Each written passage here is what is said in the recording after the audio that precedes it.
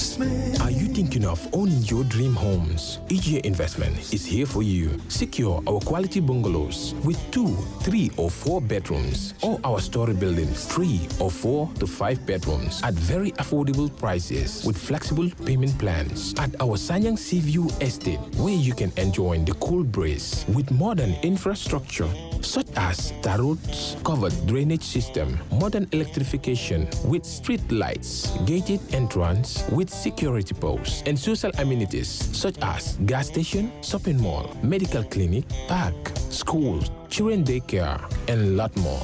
Our dedicated team of professionals will keep the estate clean at all times, provide security and patrol team within the estate premises, install latest technologies such as CCTV, Wi-Fi, home network installation, solar panel, and power backup system. Also, check out for our additional home facilities and interior design service such as premium tiling, wall plaster, home landscape, fingerprint home lock, and a lot more. Visit our office at Senegambia Kololi Highway and get a free site visit tour, or contact us on 4464838. WhatsApp us on 3259220. Or you can visit our Facebook page or Instagram on EJ Investments. EJ Investments, we are first in properties.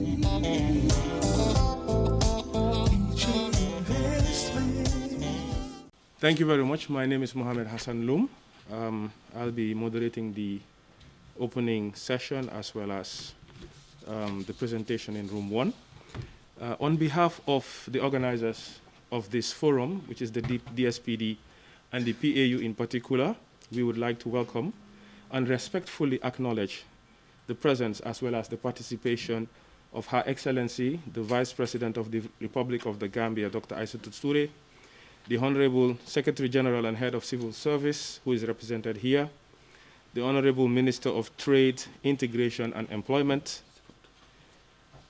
the Honorable Minister of Environment, Climate Change and Natural Resources, the Honorable Minister of Communication and Digitalization, the Honorable Minister of Agriculture, the Honorable Minister or his representative of Higher Education, Research, Science and Technology, MDAs, the members of the press, all protocols respectfully observed.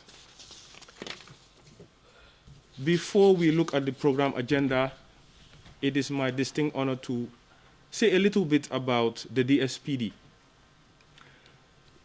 The Department of Strategy, Policy and Delivery is the technical office within the Office of the President that is functioning to assist and enable the President develop, implement, and monitor the vision of government and provide strategic leadership for cross-sectoral policies and programs. The primary mandate of the DSPD comes through the powers of the presidency conferred by the 1997 Constitution, Chapter 6, which details the roles and the leadership of the president. The DSPD is divided into 3 units. The DSPD is headed by Professor Jainaba MLK, who is seated far over there. And the 3 units are the Policy Analysis Unit headed by Mr. Mumudu Diba, who just spoke. The Coordination Unit is headed by Madam Ndumbe Saho, and the Delivery Unit is headed by Mr. Ismaila Danso.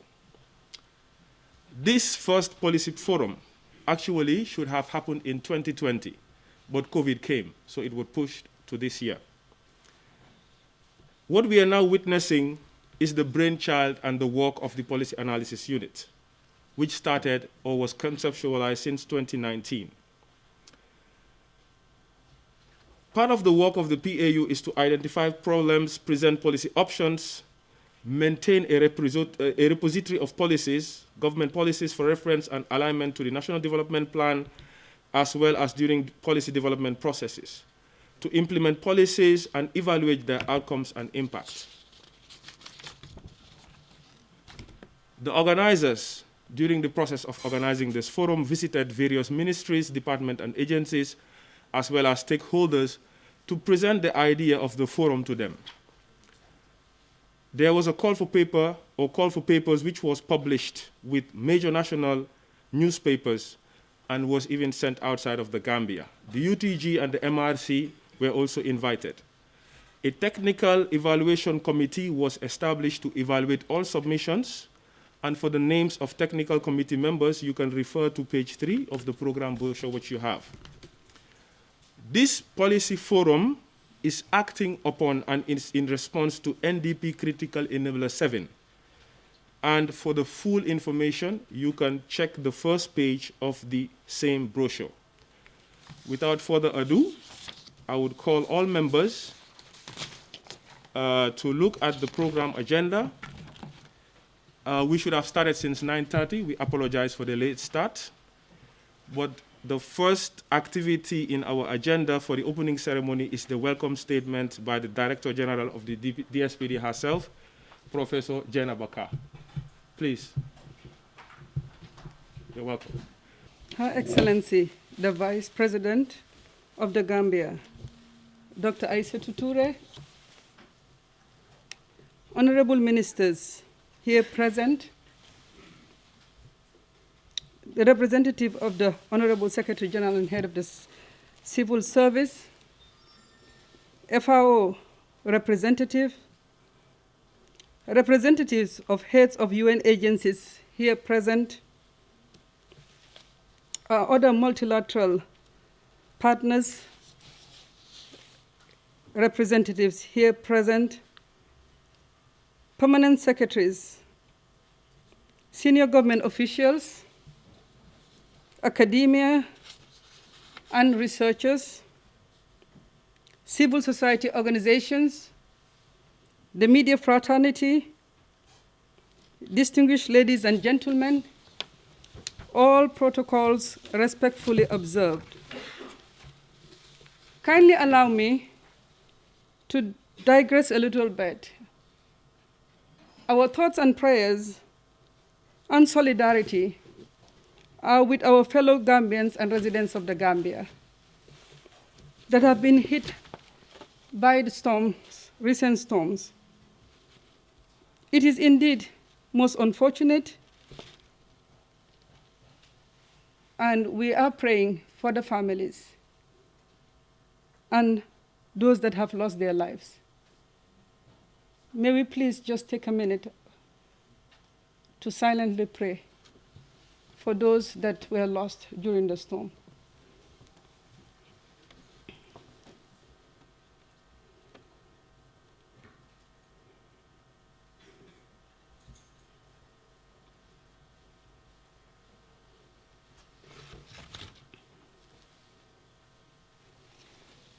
Indeed, it is unfortunate that these storms have hit us, but it also makes this policy forum very timely and urgent.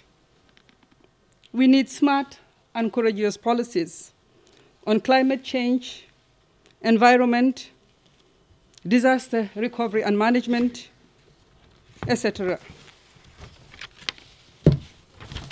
I take the floor with great humility and warmly welcome you to the fourth policy forum organized by the Department of Strategic Policy and Delivery.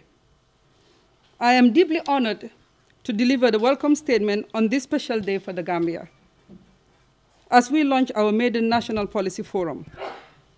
And it is my hope that this day will set a new bar on how we think about policy, considering evidence, dialogue, and impact.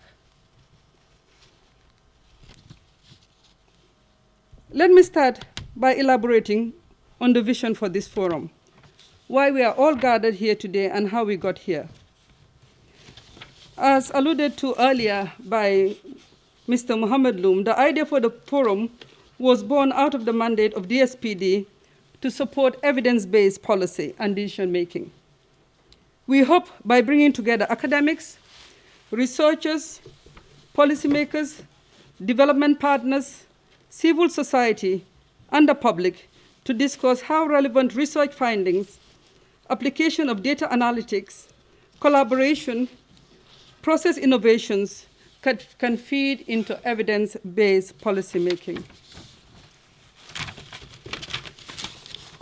We hope we can collectively achieve more effective, efficient, responsive, agile, smart and inclusive evidence-based policy regimes which are swiftly implementable, measured, aligned, monitored for optimal impact and value creation. We also hope this will reset policy design, formulation, implementation, and bring about change in mindset with approaches that are data and evidence-driven, systemic, integrative, and factoring alignments leading to process innovations for optimization of our service delivery, thereby ushering higher performance in government and our broader socioeconomic ecosystems. If there's anything we have learned from this terrible COVID-19 pandemic, is that it presents complex challenges, uncertainty which requires complex solutions involving multiple sectors, industries, and stakeholders with varying interests. This complexity means business as usual is no longer an option, and resilience and socioeconomic recovery, sustainability, and building a thriving economy for the Gambia requires a departure from traditional approaches, a game-changing mindset, capability and competencies, discipline, mainstreaming the appropriate use of quality data, and building a national data infrastructure, data governance, and smart and evidence-based policy regimes.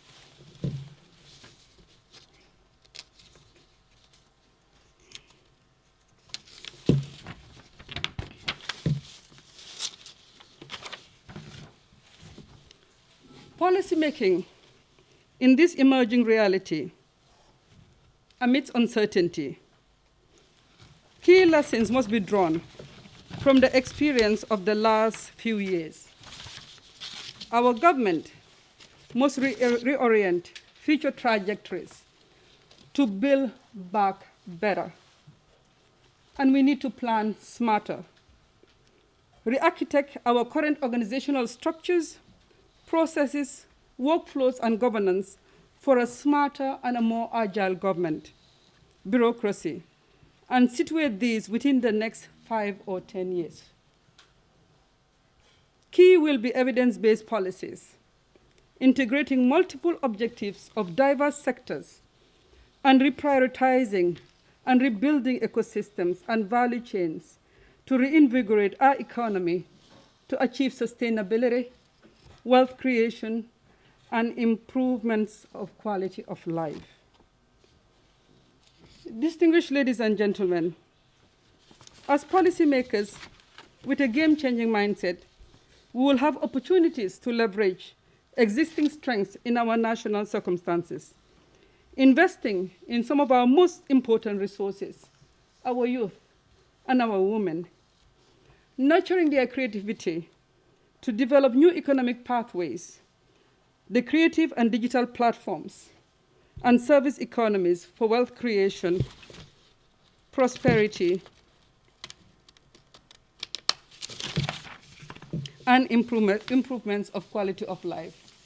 So I am so grateful, Minister of ICT and Digitalization, that you are here.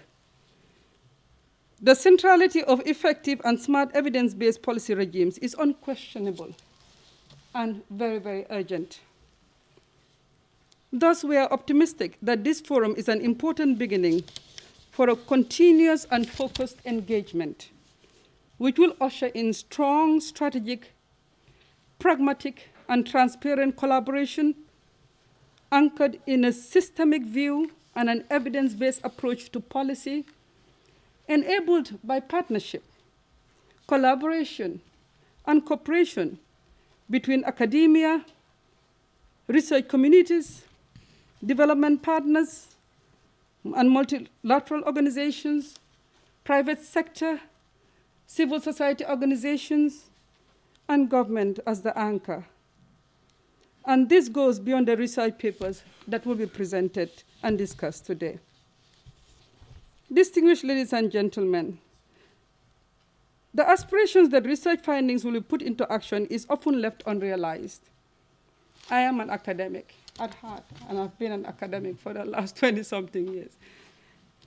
While sectors often struggle to find evidence which can be applied in the Gambian policy context, academics and policymakers, we don't always speak the same language. Researchers and policymakers, we don't always hear the voices of those affected by our policies. This is exactly why we need more communication, more collaboration and understanding. There's a synergetic relationship between research and policy when we work together. And let us start here today. As I mentioned earlier, the idea for this policy reform was born at DSPD, and more specifically in our policy analysis unit. It is through their innovative ideas, extensive outreach, hard work, and planning this policy forum for the last 2 years that today we're converged here. Therefore, I am incredibly proud and immensely grateful to the director of the Policy Analysis Unit, Mamadou Diba, and his able team. I will single out Usman Job, Fatoumata Singate, Mari Tailin, who has left us and moved to Ethiopia, Kaba Balde, Kansul Kumbambai, and Mohamed Loom also, who has moved on, but still working within the socio-economic development of the Gambia. And our new graduate intern, Mohamed Fofana. Your untiring zeal, dedication, and conviction of the importance of evidence-based policymaking has made this day possible. And I hope that you are all very proud of your achievements. I equally want to thank the rest of the DSPD and the Office of the President staff for their support. Allow me to conclude, distinguished ladies and gentlemen. There would be no forum if there were no papers submitted. Therefore, let me also switch my attention to the rest of the audience here. All of you who contributed by submitting a paper, and especially the exceptional authors who have been selected to present their papers here today. We have some that have traveled all the way from Germany in the midst of COVID. We welcome you. And thank you for believing in this cause and for taking an active part, from Belgium I meant, and taking an active part in shaping evidence-based policy. A special mention and welcome also goes to all the distinguished members of the technical committees, and it is in the brochure. Thank you for dedicating your time and expertise to reviewing submitted papers and adhering to the highest levels of standards in selecting the papers we will learn more about today. All our honorable and experienced panelists, we welcome you and thank you in advance for sharing your thoughts and insights with us on the topics and papers to be discussed here today. You all have different areas of expertise and perspectives, and I am certain an enriched discourse will emerge on how research findings can be used to strengthen policy. We're deeply touched, honorable ministers. You are so busy, but you have put everything on pause to be here with us. We are so grateful. Thank you so much.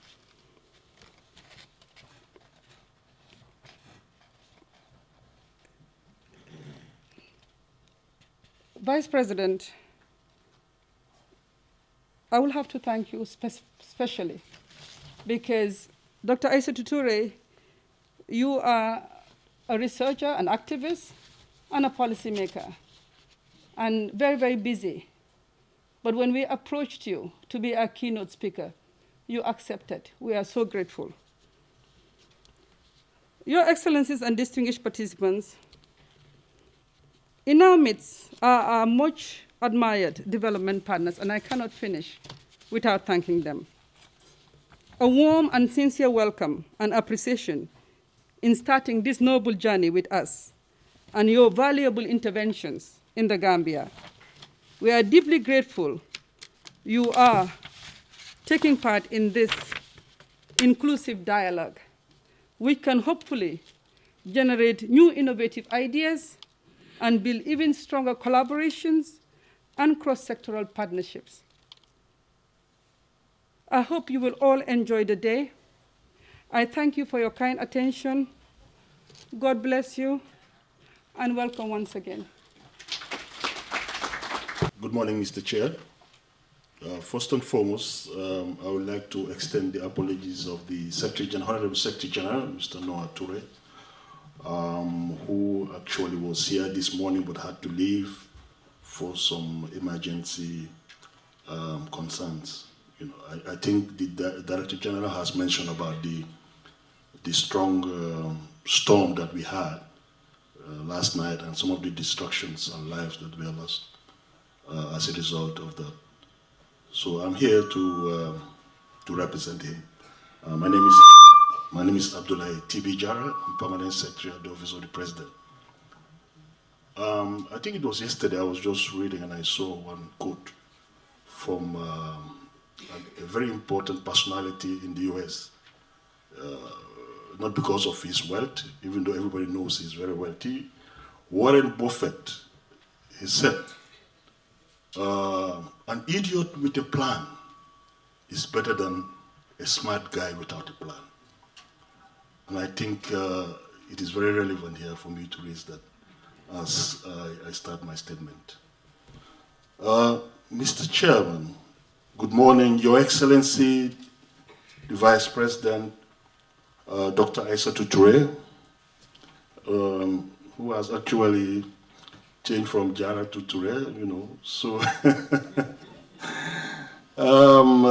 Honorable Ministers here present, distinguished ladies and gentlemen, I stand on the existing protocols already established by the Director General of DSPD, Professor Kerr. And at this point, permit me to say all protocols are respectfully and duly observed. Mr. Chairman, distinguished participants, I would like to extend my sincere gratitude to the Vice President, Dr. Aissatou Toure, and the ministers here, as I mentioned earlier, member development partners, civil society, organization, academia, the media fraternity, for gracing this occasion within a short notice.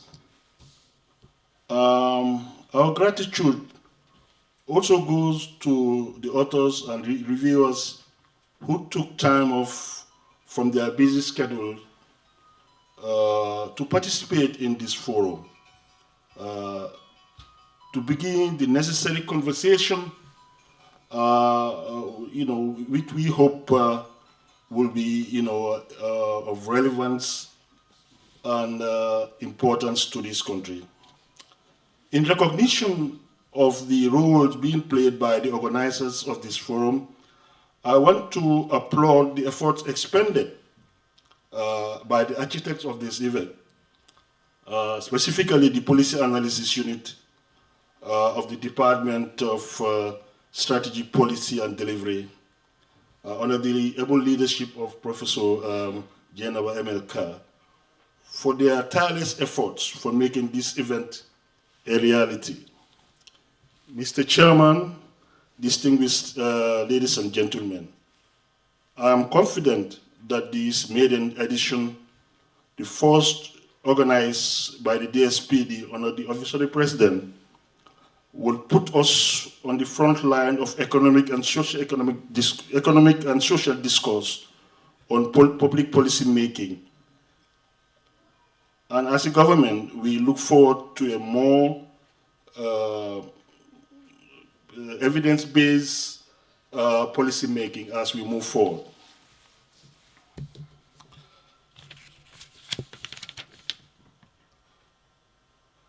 The work and collaboration that occurs in this forum are extremely important to all who are committed to an open, thriving, and engaging policy-focused decision in government.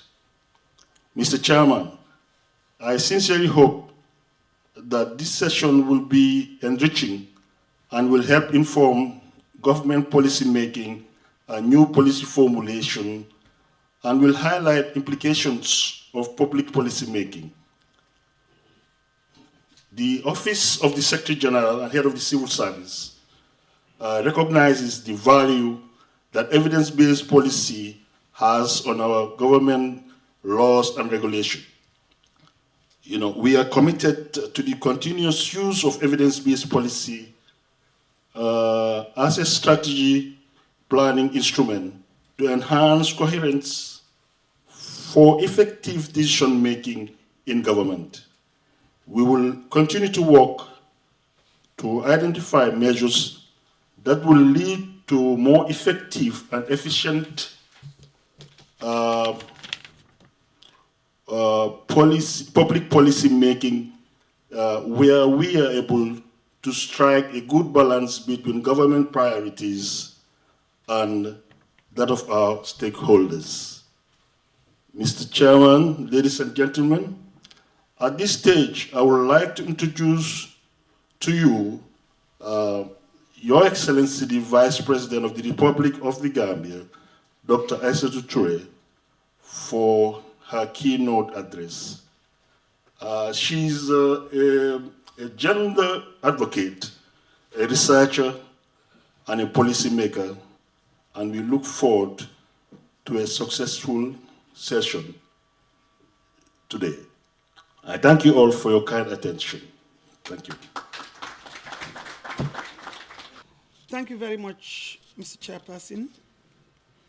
Honorable Ministers, UN Resident Coordinator, heads of UN agencies, the World Bank Resident Rep, the IMF Resident Rep, academics and researchers, civil society organizations, the media fraternity, senior government officials, distinguished ladies and gentlemen, all protocols duly and respectfully observed. Good morning, and thank you all for honoring the invitation to this historic gathering. Historic as it lays the foundation to building a meaningful relationship between academia, researchers, and policymakers.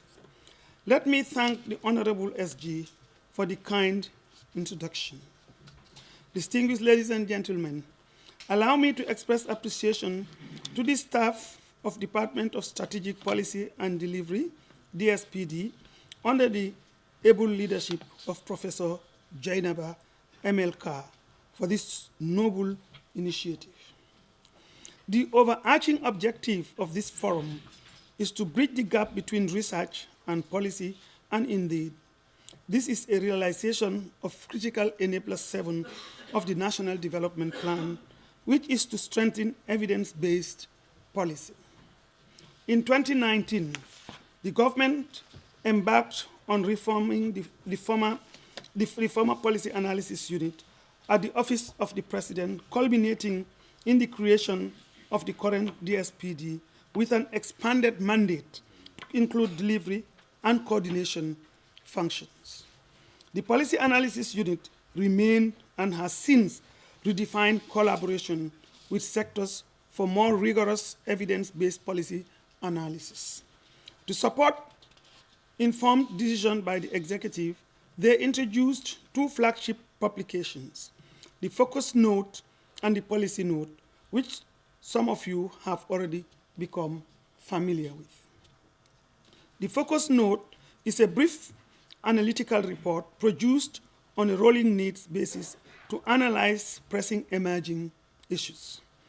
Its purpose is to introduce the matter at hand and its background context, provide available facts and evidence, analyze this information, and discuss potential options for future actions. I remember one of these publications supported the Cabinet Subcommittee on COVID by modeling the potential path of the virus. At the time, it was one of the very few models that incorporated socioeconomic and cultural factors to assess risk and potential contagion. The Policy Note is a more rigorous quarterly report providing a deeper analysis of targeted medium-term and structural issues. The purpose is to provide relevant stakeholders with a good understanding of the issue, its context, and consequences to trigger further actions. Notwithstanding the above laudable efforts, within the broader context of providing more rigorous research relevant to policy, the idea of the Policy Forum was born to ensure government benefits from the pool of knowledge outside the department. As such, a Policy Forum was first planned for 2020, but postponed due to COVID. Today, we launched the maiden edition of the forum. This forum, among others, aims to improve the accessibility of relevant research to ensure public policy is based on sound evidence.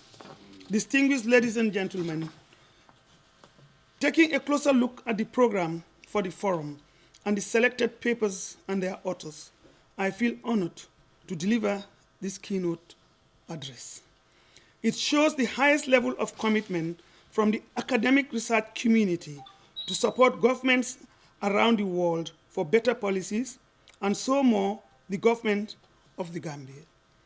For the maiden edition to have such high-profile presenters is a testament to the importance of the cause and the good work done by the DSPD. Equally, I can assure you that government is committed more than ever before to nurture this engagement. It is evident by the number of state ministers and high-level government officials present here today. The forum this year prioritized papers in education, health, and agriculture. The last theme includes papers on multi-sectoral issues. It is therefore imperative that I talk about the importance of these sectors. Education. In the 2021 budget, a significant amount was allocated to education, that is 15%, which demonstrates the government's commitment to the sector. It is my understanding that the two selected papers concerns addressing youth unemployment through university curricula and a cross-country study on quality improvements in education. Both are timely topics to discuss. In spite of the gains in the education sector, addressing unemployment and improving quality in education will always be important to our government. Although we have witnessed gains made in the promotion of technical and vocational education, TVET, as provided in the education policy, youth unemployment still remains a challenge in the Gambia. At a time when the government has set into motion a technical university to address youth unemployment, it will be most enriching to learn more from the research paper concerning how to improve unemployment through university curricula. I am looking forward to more fruitful discussions around this topic during the course of the day. Indeed, skills development might not be a panacea, but as seen during the Great Depression in Europe, it has been proven to insulate against job losses. Equally important is the quality of education, which will also be the focus of one of the papers to be presented here today. Indeed, reviewing interventions from over 150 countries sets the stage for an exciting discussion. In fact, I am pleased to note that one of the learning methods from our Ministry of Basic and Secondary Education has been cited as a big success. This is the combined intervention with improved pedagogy, para-teachers or teachers' aides, and targeted instructions. Some of our key interventions and achievements in education include scholarships for girls, school construction in underserviced remote areas, pedagogical instruction that is pitched to students' level of learning, programs that facilitate early childhood development. Our resolve is strong towards achieving the objectives of the Sustainable Development Goal number 4, ensure inclusive and equitable quality education and promote lifelong learning opportunities for all. And hopefully, we will also learn about our other interventions that could be applicable within our context. Health.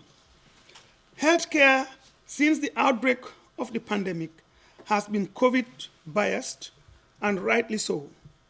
However, this doesn't mean other diseases have taken a break.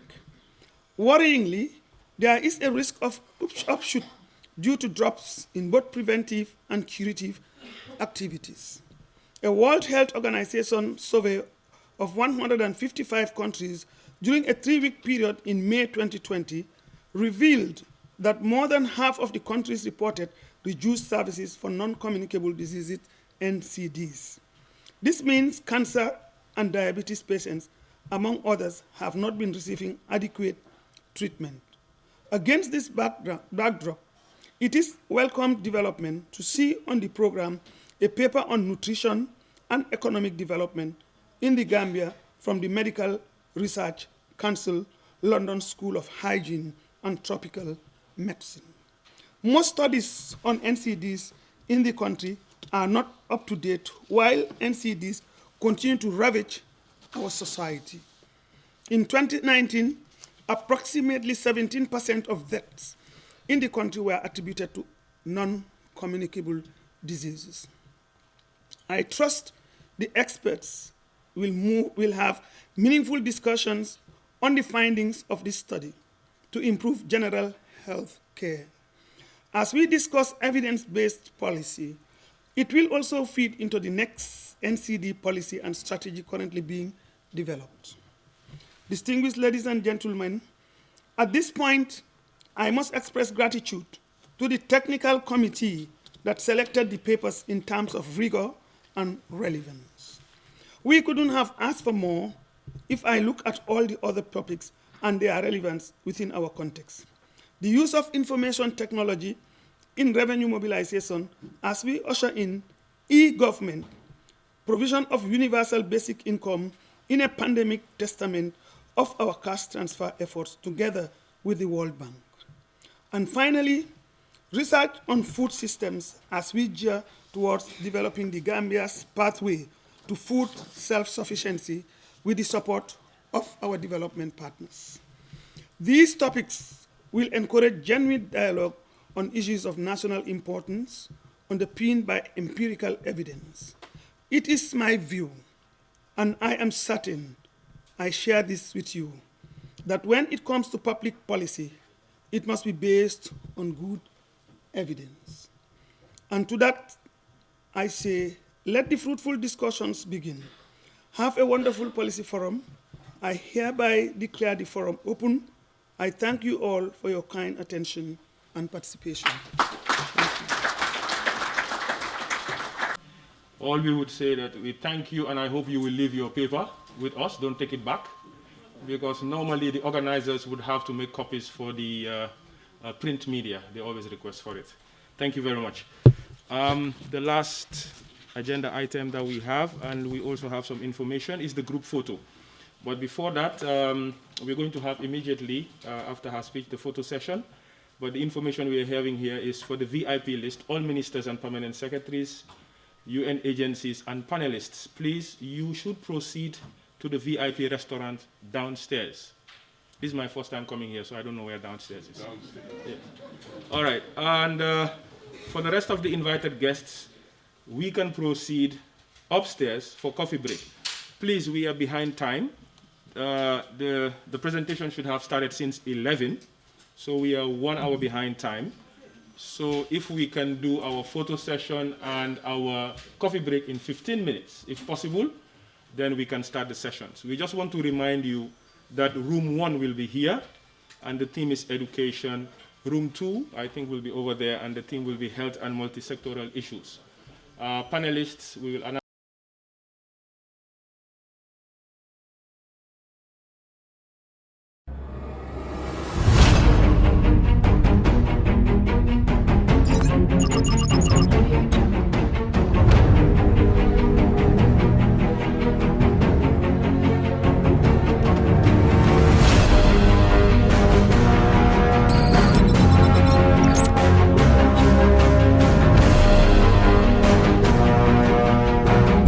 In communication, connectivity is everything. We ensure that the links never sleep. Quantities and qualities, all in our data service, providing efficient, reliable voice and data service. We believe if you're not up to speed, then you're going backwards. Communications have to flow as fast as the speed of light. Whatever business you're in, having someone who understands your needs is critical. That is why we just don't offer you technology, we offer you solutions. Enjoy Gamcel's internet broadband anytime, anywhere. Your national operator, Gamcel, Yaibaram.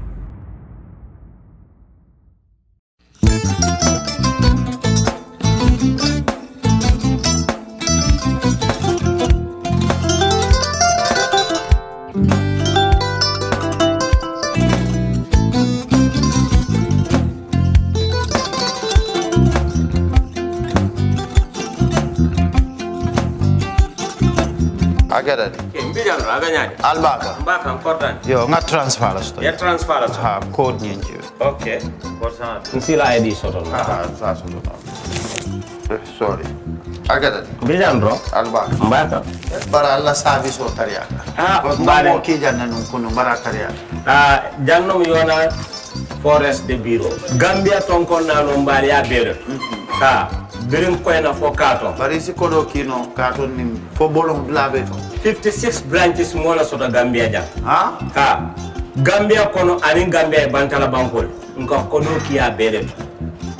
Kodo sifa fo falindiro fo nyaadi lafta memmen na kodi topoto nin kodi maraw. Jannam number 1 di nyonta. Andum fana nata anoda enterprise sotale. Wolam nyindi ko domorol fana kol fana be firale le dadi ma ni domorol ni fana beteat. Gambia dawda yalo nga kumfa kendol sotale je. Ha, wo mo yo diat. Ha. Apelenta Ni wo ka ni na lafta nyelen kendol e bina. Yalo bukani la ko la baraka ba. Yalo ndel chosano lo. Abaraka.